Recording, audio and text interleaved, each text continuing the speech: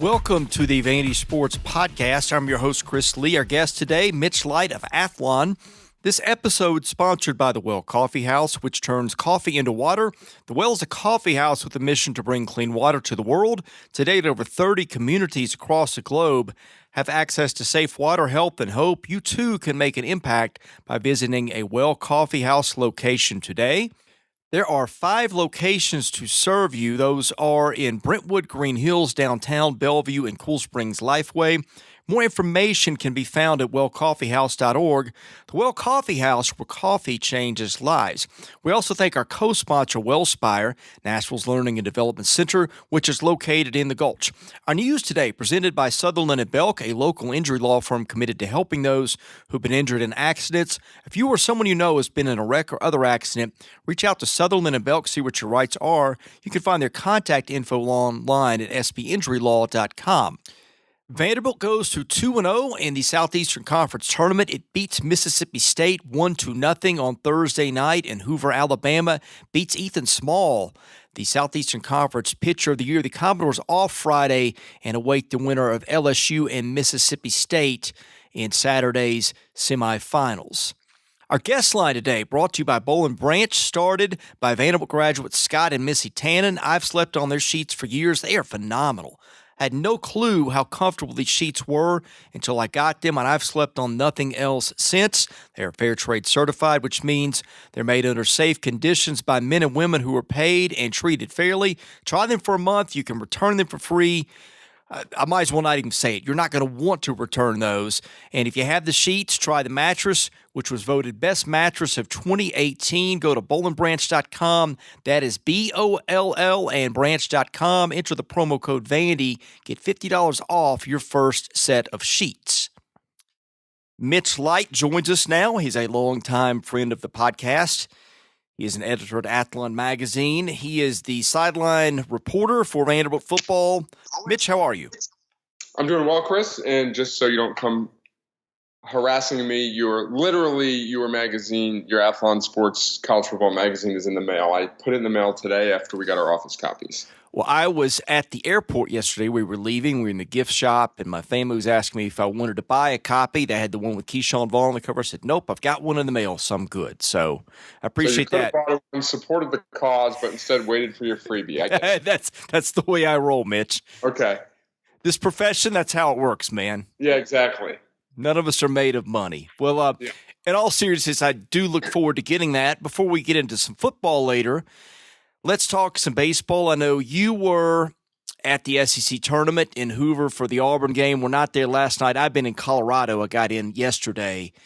I've got a niece who's got a graduation, so I'm watching from TV out here. Your impressions on what Vanderbilt has done so far and what has really been a terrific Southeastern Conference tournament?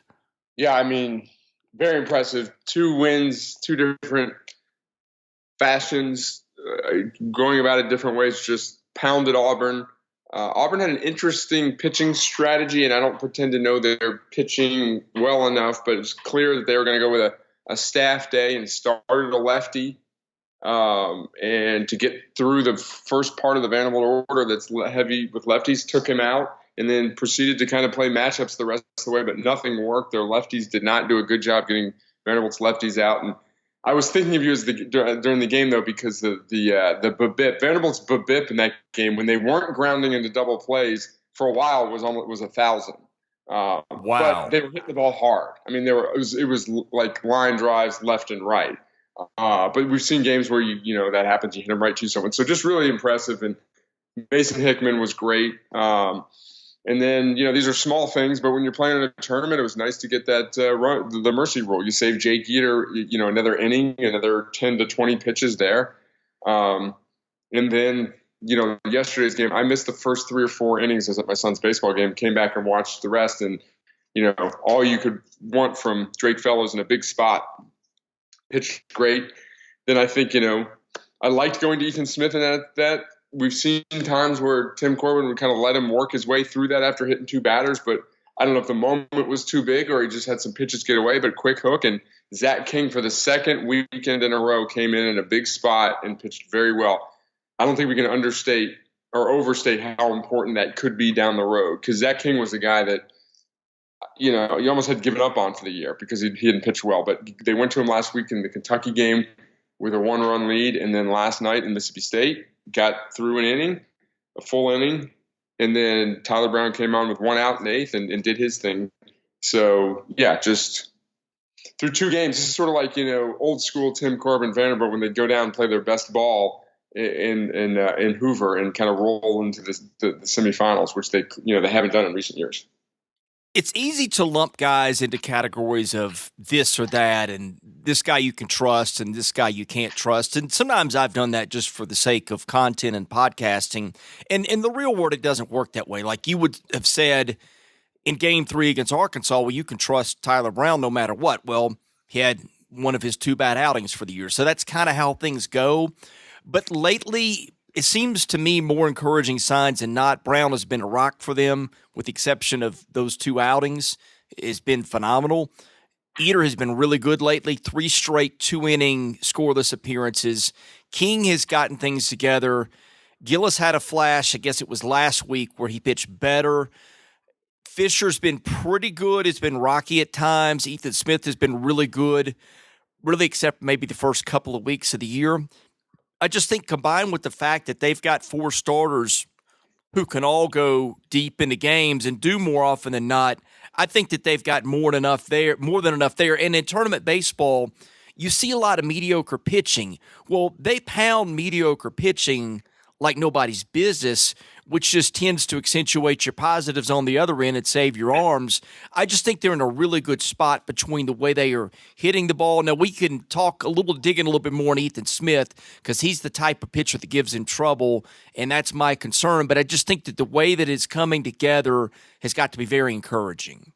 Yeah, and obviously you want every pitcher pitching well, and I'd love to see Jackson Gillis pitching well, but I think they needed Zach King or Jackson Gillis. Like their scenario, they can get through the whole postseason and win the College World Series if Jackson Gillis doesn't throw another inning. I don't know if they could have done it without Jackson King, without Zach King and Jackson Gillis, if that makes sense. You can only use so many. Assuming you get decent starting pitching, you only need so many pitchers. So I think that was an encouraging sign. I'm not saying that Jackson Gillis won't pitch again.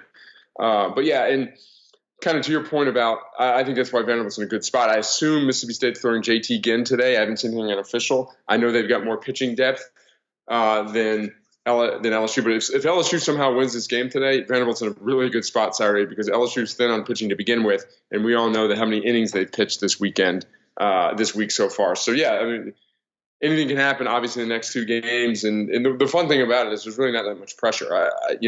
A lot's been made that Tim Corbin wants to win. Of course, everyone wants to win. But this team has bigger goals down the road. Well, they're in good shape regardless of who they get. If it's LSU, it's an easier win for them. Not that either is going to be easy, but it would be an easier matchup. That's a great point about them burning Ginn today. I would also presume that is the plan. Either way, sorry for the interruption there. If I'm Mississippi State, I might hold again. But yeah, that's overthinking it. If you're trying to win the tournament, your best bet is to throw JT again against Vanderbilt. If you're trying to beat LSU and stay alive, your best bet is to throw JT again. If that makes sense. No, I agree with you. I might be tempted to do that. Now, on the LSU side, maybe this is something you consider if you're State. Is that LSU really needs this win. I think that without this win, LSU's probably not hosting. I think if it gets one, then it's got a much better shot to host because it's another nice skin on your resume. So I don't know if you consider that or not. But either way, of course, we remember 2 nights ago, the 2 teams played an equivalent of 2 games in one, and then each team will have played one more game. LSU will have played a couple more games in Vanderbilt. MSU started from the same point as Vanderbilt did. Now it picks up the loser's bracket game. Plus it has that game where it went 17 innings a couple of nights ago. I think the matchup is favorable for Vanderbilt no matter what happens just because of that. Yeah, no doubt about it. I mean, I was talking to someone about this today, and I'd have to go through every scenario every time Vanderbilt's been in the SEC tournament and gotten to Saturday, but I can't imagine a time when they've been in better shape pitching going into Saturday. I mean, obviously, Dre Fellows isn't pitching and Mason Hickman isn't pitching, but, Jake Eater threw 2 innings on Wednesday. Zach King threw 1 inning last night. Everyone's available except the 2 starting pitchers. I'm going to go out on a limb here and say if Vanderbilt wins the Saturday game and is, of course, in the title game on Sunday as a result, it will be the only team in the history of the SEC who will start a guy in the championship game who's already pitched for Team USA. Yeah, that's probably true because not too many Team USA pitchers come back to college as their third starter. What a luxury that would be to be able to throw one of your true weekend starters in the SEC championship game, which really does not happen much. And, there's the whole thing that people talk about, you don't necessarily want to win the SEC tournament. It taxes your staff. It's too emotionally draining. There's a scenario here where Vanderbilt just plays basically 4 games in a week like they normally do. They're just spaced out a little differently. Rather than Tuesday, Friday, Saturday, Sunday, it's Wednesday, Thursday, Saturday, Sunday. So I wouldn't be overly concerned about them, putting too much pressure on their arms. Yeah, and they're at a point now they're back in single elimination that, look, you play 2 games either way. So I think that it's diminishing returns on that exhausting the staff scenario. But at this point, they either get out of there having played 3 games or having played 4, and like you said, not really having taxed their bullpen. But talking about the tournament for a second, I think this has been as compelling a tournament to this point as I can remember watching the SEC tournament. My history of watching that dates back to 2003. I think that they've played some really good baseball from top to bottom down there, all the teams.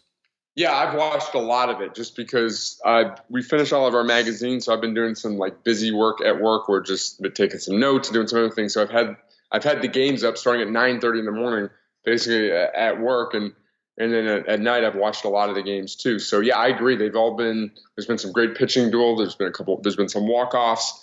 So yeah, I think I agree that it's been it's really been compelling, and there's been a lot of drama with Florida and Missouri, some bubble teams and all that. So yeah, it's been really good so far.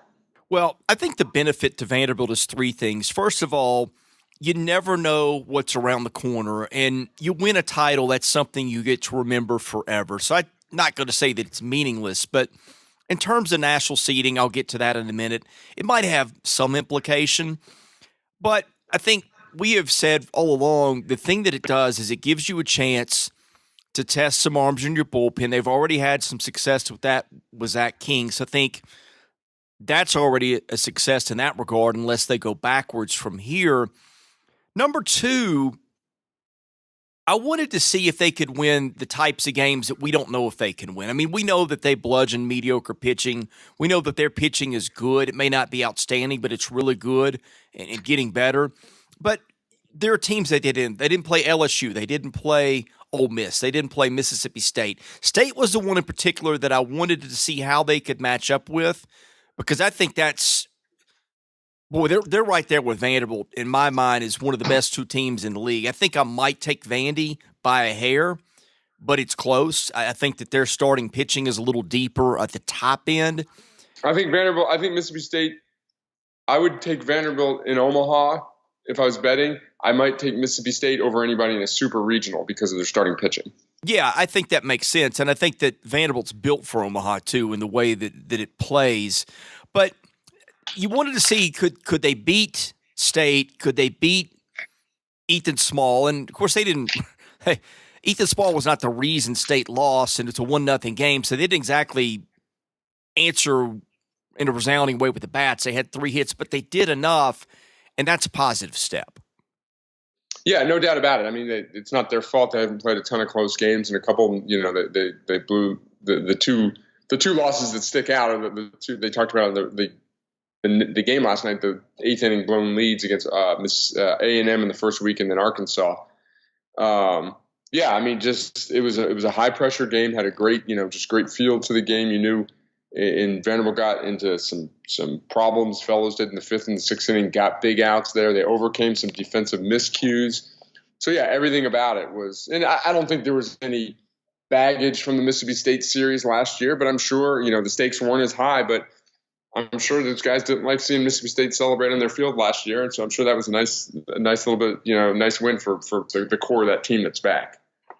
I think a fan base a lot of times wants the easiest route to a title, and I get that, but I think for the best thing for them potentially, I think Georgia's a team that matched up exceptionally well with them and got the best of them, no doubt, in Athens.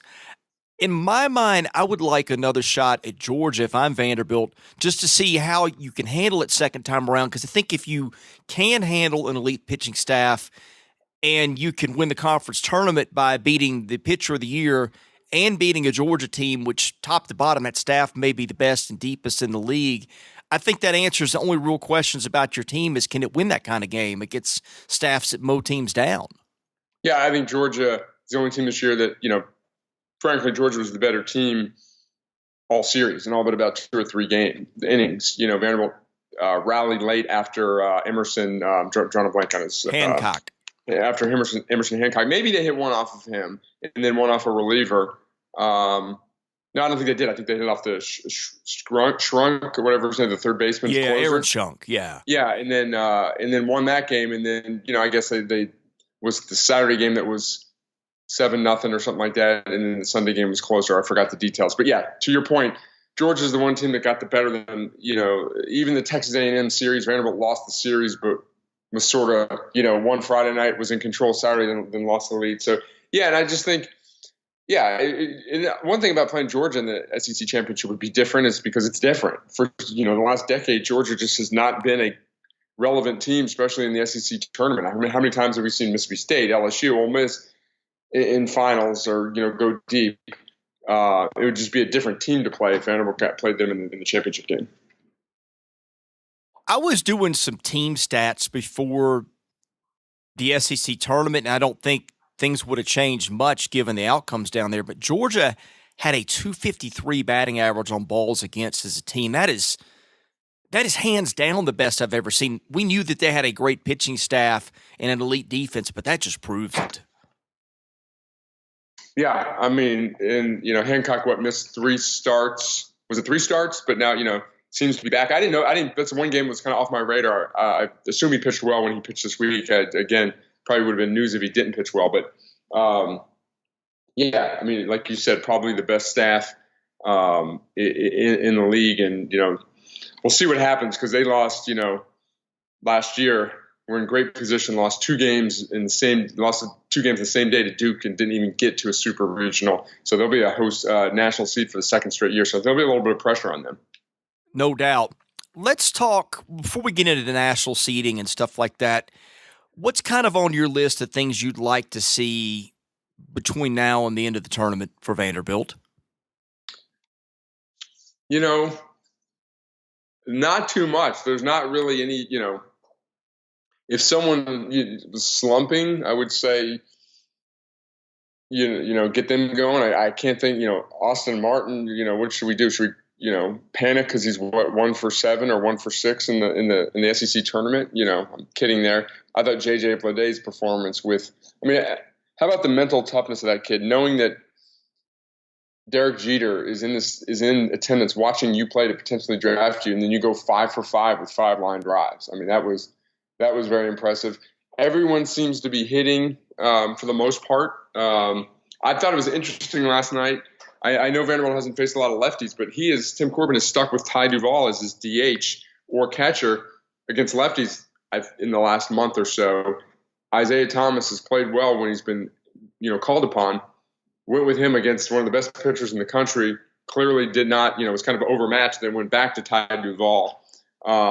So that doesn't really answer your question, but I thought that was interesting. So, I would just say more of the same for Vanderbilt. I can't really find – when you've given up 1 run in 17 innings in the SEC tournament, it's hard to – and pitching was maybe your question mark. It's hard to find fault with anything. Yeah, Thomas, overmatched is a good word. I think he looks overmatched at times against elite pitchers in bits and pieces. That kid's going to be a stud, though. He will be their next all-SEC outfielder, I think. Yeah. I think it might be – well, it depends what happened with DeMarco if he comes back, which I don't know what your thoughts on that. But, Thomas could be the starting center field. They have 3 center fielders next year with DeMarco, Cooper Davis, and Isaiah Thomas. Yeah, I didn't state that very well. I don't mean next because I think next year DeMarco could come back and Davis could be that level as well. I guess I meant those could be your three outfielders. Yeah, I guess I meant in terms of guys who haven't played much. But yeah, they're in great shape there next year. Either way, the draft is going to be interesting, Mitch. It seems like their top end guys, more often than not, the more I talk to people, sounds like Anthony Volpe is the one they have to worry about. But I think they're going to get a lot of the Lighters, the Williamses, those guys seem like they're heading to Vanderbilt based on what I'm hearing. I was digging through some stuff in my closet the other day. There's a point to the story. And where all my baseball cards were, I found a plaque that I bought when I was, probably 12 years old at a baseball card show. It says Kid Lightning. It's a picture of Al Leiter and his rookie card and all his cards with the Yankees. He was my favorite Yankee as a kid, and I was devastated when they traded him to Jesse Barfield. So there might be some stalking going on if Al Leiter comes down to watch his son play. So it might be a restraining order where I have to sit like 100 yards away from Al Leiter if that happens. I think that'd be a first for you. Yeah. So I did say, actually, I was sitting with Willie Donick at a game last year in the opening weekend against Duke, and I saw Al Leiter and Jack Leiter in the stands, and I did not go say anything to him. I left him alone there. So, yeah, in all honesty, it sounds like Jack Leiter could be a plug right in, sort of like JT again. I know Kumar Rocker was plugged in early, but had some growing pains where he could be and correct me if I'm wrong, but I think he could be no doubt about it, opening weekend starter. Oh, yeah, I'm totally with you on that. Speaking of that kind of thing, it reminds me of a funny thing. When Mike Yastrzemski played for Vanderbilt, of course, his grandfather was Carl Yastrzemski, and I don't think Carl came down too often, but I think he came down once, and I think somebody, like a fan or somebody asked, and I think somebody at Vanderbilt said, no, that's like his uncle. I guess Carl Yastrzemski did not want to be bothered, which is understandable. Yeah. But national seeding – it's going to be interesting. I was combing through resumes this morning. Right now, Vanderbilt's no worse than 2, and I don't think it'll get out of Hoover any worse than 2, unless maybe Mississippi State wins the whole thing, but I think if there, it's a maybe. It's them or UCLA. I have thought UCLA had maybe a slight edge, and D1 is stuck with UCLA the whole time. BA has flipped to Vanderbilt within the last week. Looking and stacking them up, I think that win last night, for the time being, may have pushed them ahead. Of course, UCLA's got 2 games against Oregon, which don't really move the needle unless it loses, perhaps. But Vanderbilt at this point, I don't know. I would have to think if I'm a betting man and saying who's going to get the number 1 between where they are and what's ahead, I think that they might be the favorite at this point, Mitch. Yeah, D1 just released an updated one right before we did our podcast. I don't know if you saw it. They still had UCLA number 1. Yes, I did. There's so many different metrics you can look at, and if you're looking to be, for a pro Vanderbilt one, quadrant 1 wins. Vanderbilt's 27-8. UCLA is 19-6. So obviously Vanderbilt's got 8 more wins, 2 more losses. But the 27 quadrant 1 wins are 4 more than any other team, 3 more. Mississippi State's 24-11. Georgia's 23-11. Obviously, SEC teams have more opportunities, but there's also more opportunities to lose quadrant run games. So, yeah, there's really no debate.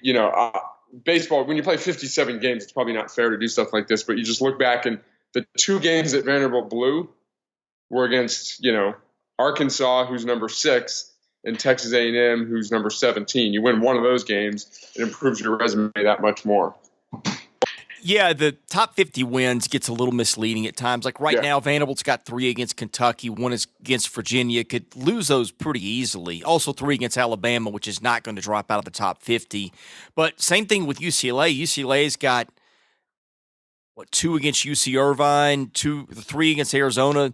They could easily lose 5 top 50 wins between now and Selection Monday. So there's that too. But the thing that I'm kind of watching is how does this play out in terms of who hosts? That's really important because they seed according to geography. Right now, I think West Virginia, to me, is a solid host.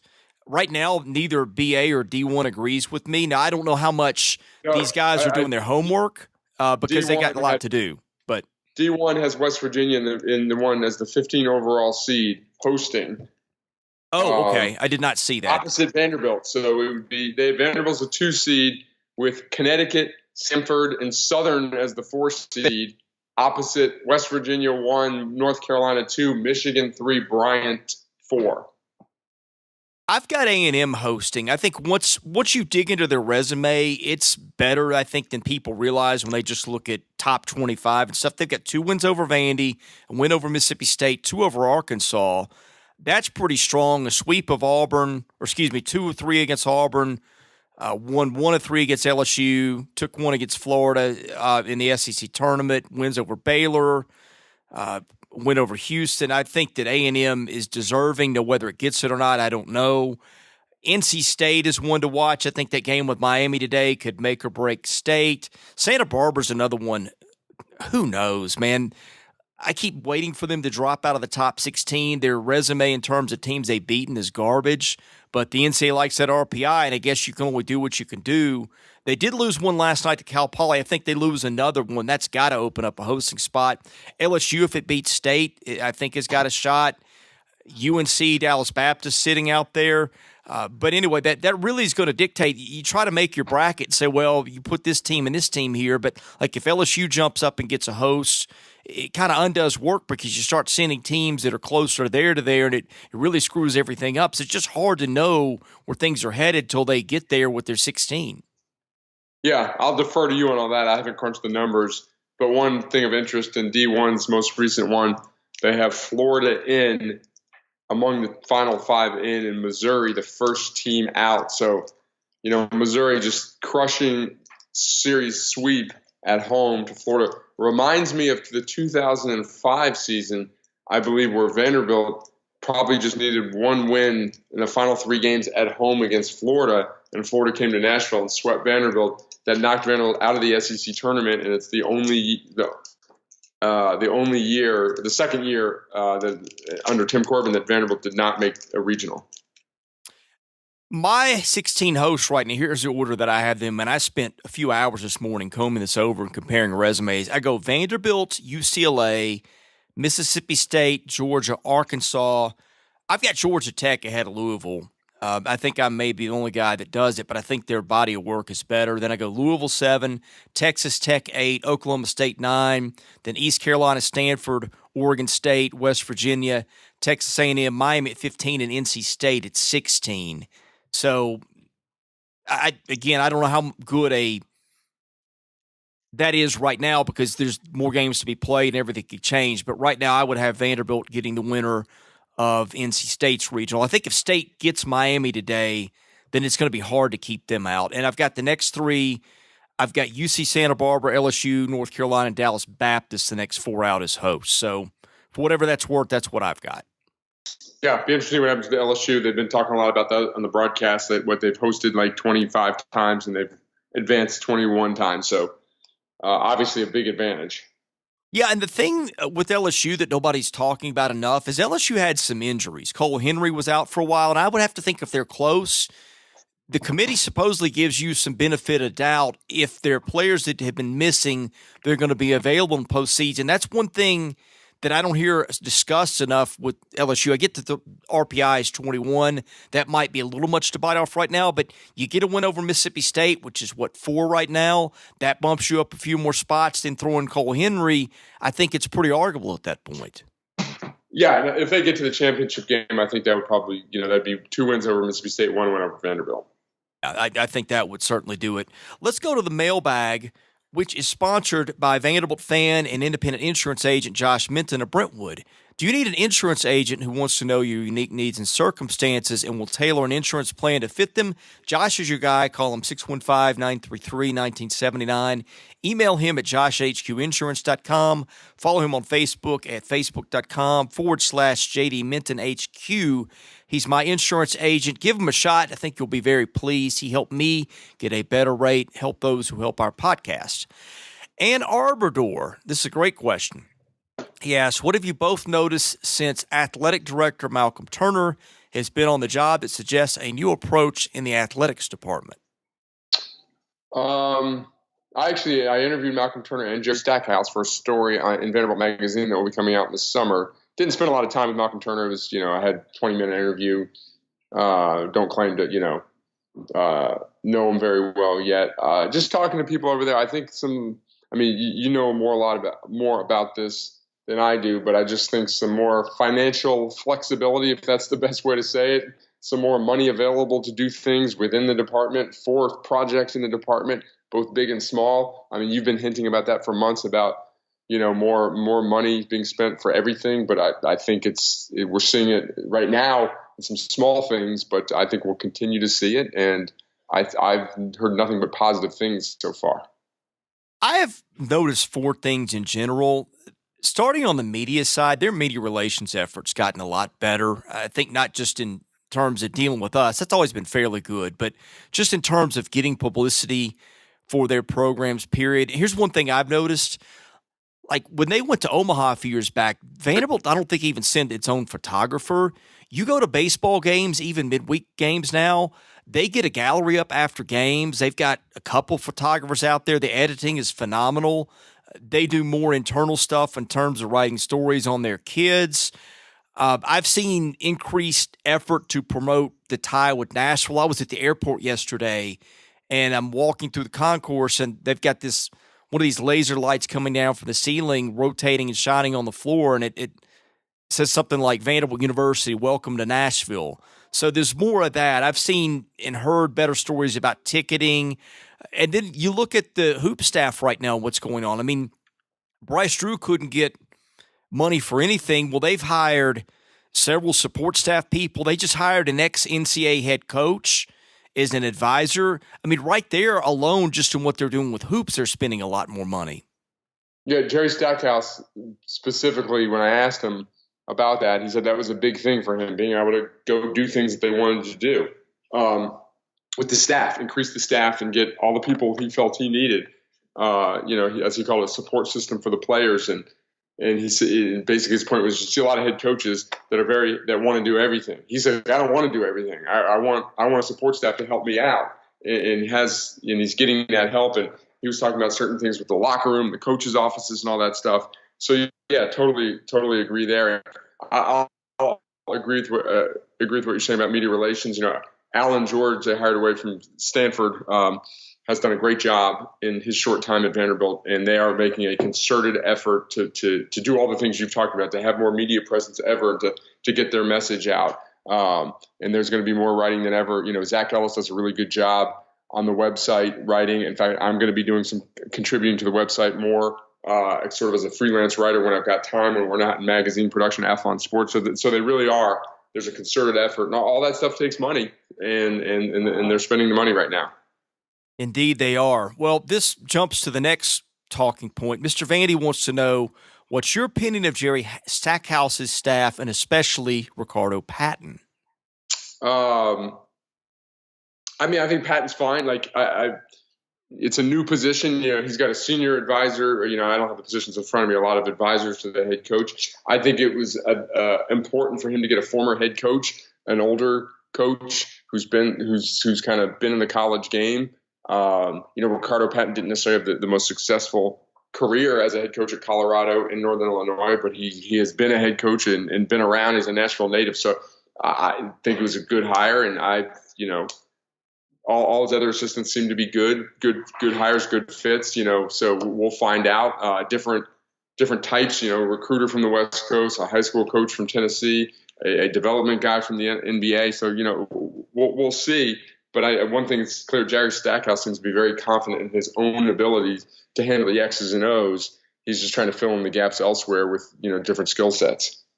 I had not thought about this, and I've not verified it, but there was some talk on our board this morning about the hire of Faraji Phillips, and I guess that if they had hired him like as an analyst or something, they couldn't recruit his Whitehaven kids, but they put him on the staff as an assistant, and for that reason they can.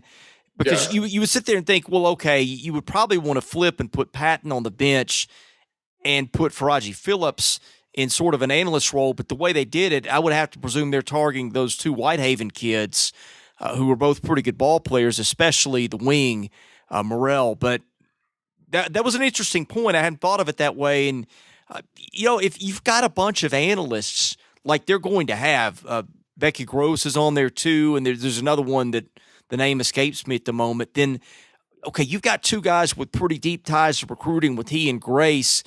if you've got your bases covered with some analyst stuff, now I do wonder in game if it's an X's and O's situation in the huddle where you need to draw up a play or something like that. Maybe they're going to run a disadvantage in that regard.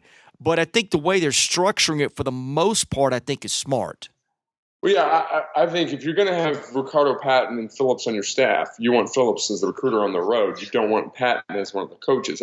As far as game prep, film watching, Ricardo Patton can be involved in all that. He even told me James Strong can be involved as whatever his title is, director of personnel, player personnel. He can be involved, I believe, in scouting opponents and stuff like that. So all those analysts and whatever their title is can do different things, and there's nothing to prevent during the game of Ricardo Patton saying, hey, I think why don't we try this? So I think you wouldn't be taking advantage of people's skill sets if you had Ricardo Patton on the road recruiting and Phillips not recruiting.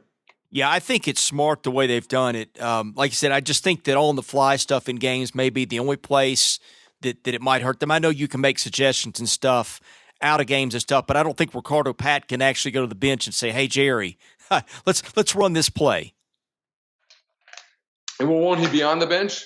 Maybe he will. I don't know what – that's weird because then what would be the point of – yeah. Maybe so. Maybe I'd have to look that up. I never thought of it. Yeah. I'd be surprised if he's not or behind the bench. NBA games are so many assistants. They have a second row. I don't know how they'll do it, but I'd be surprised. Well, that's true. I mean, if you can give some feedback during the games, then you got nothing to lose. So, okay, Vandy Fitz wants to change the subject of football. Actually, let's go with the Bighorn Sheep question first. I think this builds on the second one. He says, do readership numbers play any part into preseason rankings of teams at Athlon? If you didn't know, the board is a bit upset with Tennessee being ranked ahead of Vanderbilt despite finishing ahead the last 3 years and 3 straight wins versus Tennessee and returning the best skilled offensive players maybe in the history of the program. That is always a hot-button issue, and I don't think he means to pick on Athlon. I mean, it happens at Lindy's too, but we've said this, you just never see Vanderbilt picked ahead of Tennessee basically under any circumstance. I think I'd have to go back and look. I think Athlon did about 3 or 4 years ago, and I cannot stress this enough that who teams are has no we don't when we're doing our predictions. Our sales, my thought on sales, I didn't say that the best. I don't consider that at all as a staff. It's just we don't think of it that way. We pick the teams we think are gonna finish higher, and I know I see all the comments. I get it. I understand them. Each year is different. I will say this, and I am not 100% in agreement with all of our, I'm a company man. I always say, here's Athlon's predictions. We basically have a 3-man crew that does it. In our predictions meeting, I did not have Vanderbilt last. I got out. We talked the bottom of the SEC East for about 15, 20 minutes, different scenarios, looked at schedules. I had Vanderbilt 5th or 6th. I got outvoted, so I'm not going to, I'm the managing editor. I can do what I want in theory, but I'm not going to outvote, and especially in the case about Vanderbilt and then, with my ties to the school, a couple of things to consider there. Vanderbilt went to, 3-5 in the league last year and, had the fortune of playing Arkansas, the worst team in the league on the road, and Ole Miss, the second worst team at home. This year, the games against the West are at Ole Miss, which will be more difficult than playing them at home, even though Ole Miss probably won't be as good, and then LSU at home. So the schedule is more difficult. And I get the fact that Tennessee's a weird team to me. I think we talked about it last week. They had 2 really good wins. They won at Auburn. They beat Kentucky at home, but they lost 6 games by 25 points or more. I think Tennessee will be better. Will they be better than Vanderbilt, Kentucky? I don't know.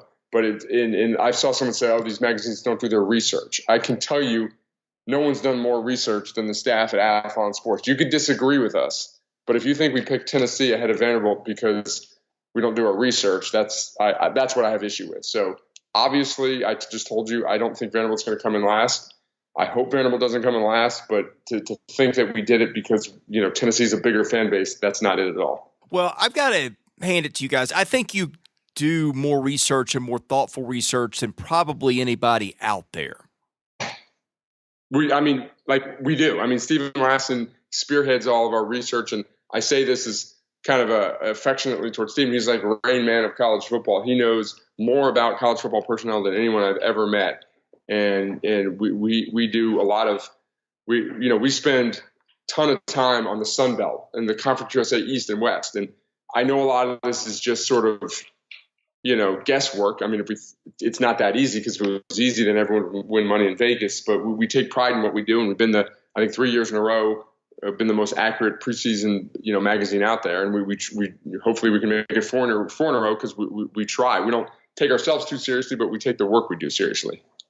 I'm guessing there weren't many Power 5 teams that were more difficult to forecast than Tennessee this year. Yeah, that is true. I want to say one more thing on that. Like, if you look at our rankings 1 through 130, I think we had like Tennessee 47, Kentucky 48, and Vanderbilt 50. So like basically the difference is not that much out there. And yeah, to your point, kind of like what I said, they've got talent in the program. They always do.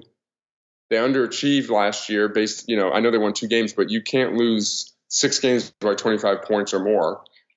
They've got a good quarterback. They've got very good skill. They're running backs and wide receivers. They lose a lot on defense. So yeah, wouldn't shock me if they went 0-8. Wouldn't shock me if they went 4-4. Vandy Fitz says, as a corollary to Bighorn Sheep's question, did Tennessee's relatively easy schedule this coming season play a part in the conference ranking, or are teams judged solely on talent, coaching, and past records? I think you basically answered that, but I'll give you time to expand if you'd like. Yeah, our schedule factors in enormously. When you only play 8 games, and 2 of those 8 are different, then like last year, Tennessee they beat Auburn, so give them credit. But Tennessee plays Auburn and Alabama from the West, and Vanderbilt plays Ole Miss and Arkansas. That's a distinct advantage for Vanderbilt. So it definitely, the one league where we really don't pay attention to it is the Big 12, because everyone plays everyone. Now there's who you play at home. Do you have 5 home games, 4 road games, and all that stuff. But yeah, it's when you're looking at the Big 10 West, do you play Ohio State and Michigan, or do you play Indiana and Illinois? So it's huge. Maybe I'm the only guy interested, but it would kind of almost be cool to, and I think Phil Steele maybe does this. I'm not certain. He's got like umpteen gazillion. Yeah. Well, this guy, and of course he's got about a gazillion one ranking. So I guess that gives him the luxury of saying, oh, well, in our power ranking here, we had, Kansas State forecast to break out, and so therefore we're right. But, even if the 11 others didn't, but it would almost be interesting to see, like, okay, here are what we think the best teams are, and here's how we pick, because there is a difference. You could think one team's better, but you can have one team behind another because of the schedule. It's kind of like the NCAA selection committee. It's not necessarily getting the best 40 whatever teams at large. It's picking the best resumes, and those are 2 different things. Yeah, our predictions for the most part are where we think teams are going to finish up. They're not 100% in power rankings. Now, once you get into past the 20s, it's more like that. But because when we're trying to pick the playoff teams, we're forecasting based on schedule how who's going to make the playoff or not. But yeah, there is a difference between where you think a team might finish. Like in some leagues like that, like we might. I'm trying to think of a good example, but it seemed like Minnesota last year. Like we thought maybe Minnesota was better than Purdue. But when Purdue has a more difficult schedule, you've got them ranked below. So, yeah, it's not just a power ranking. It's a prediction on where teams are going to finish. Just a pet peeve. I hate the unbalanced conference schedules, and that's why I hate going to 14 teams. It's tough because the one thing I do respect about the Big 12 is everybody plays everybody. So in my mind, you get a true champ. And then, of course, the Big 12 got ripped for that and got left out of the playoffs and then changed it. I actually thought that they had the perfect way to do it, and just market forces kind of got the better of them with that. Yeah, I mean, I don't know if I've ever said it in this podcast. I say it a lot. That's one of my biggest issues with college football. It's like you've got teams in certain divisions that are competing for the same title when their schedules are so vastly different. Now, with 14 teams in a league, it's just, you got Georgia and Texas A&M. They've been in the same league since 2012, and this is the first time they're playing. Yeah, and same thing happens in baseball, too. You see, well, so-and-so's got a conference record as such and such. Well, like ACC and SEC, there could be pretty vast differences in schedules. You might. But at least you're playing 30 games. Right. 8. It's just to quote some league, it just means more. Yeah, what league would that be? I wonder. I think it's the SWAC. Yeah, I think it is the SWAC. Maybe the MEAC. But okay, this is the last one from Vandy Fitz. I've also been impressed with the fact that Jerry Stackhouse has been given financial means to support his expanded staff. Did Zeppos or his interim successor approve of this, or has Turner been given the reins to an expanded budget to good use? Well, Zeppos is still the chancellor. Right, Zeppos right. is still the chancellor. There's no interim.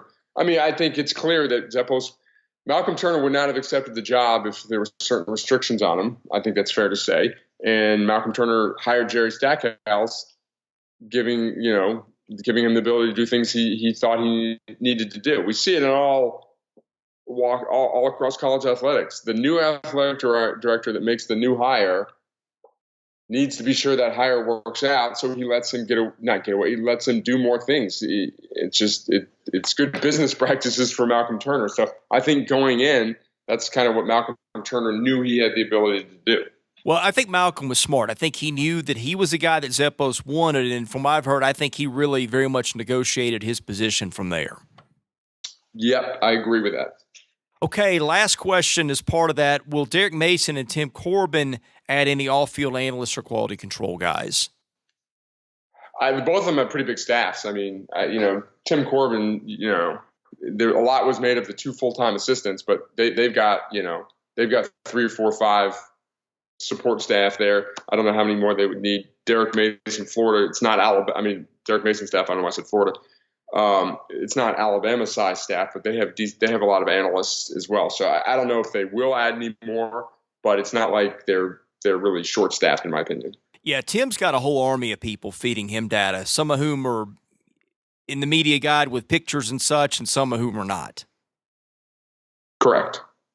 Mitch, I've kept you long enough. Any parting thoughts before we end today's podcast? My parting thought is that my wife texted me 10 minutes ago and said, I'm ready to be picked up now. So that my parting thought is that I need to go pick up my wife. Yeah, your parting thought is you probably should have parted long ago. With that, I will let you go. Where can they find your work? You find me on Twitter at Athlon Mitch, and our magazines go by the Keyshawn Vaughn cover. As I say every week, if Vanderbilt fans keep buying it, we'll keep doing a Vanderbilt cover.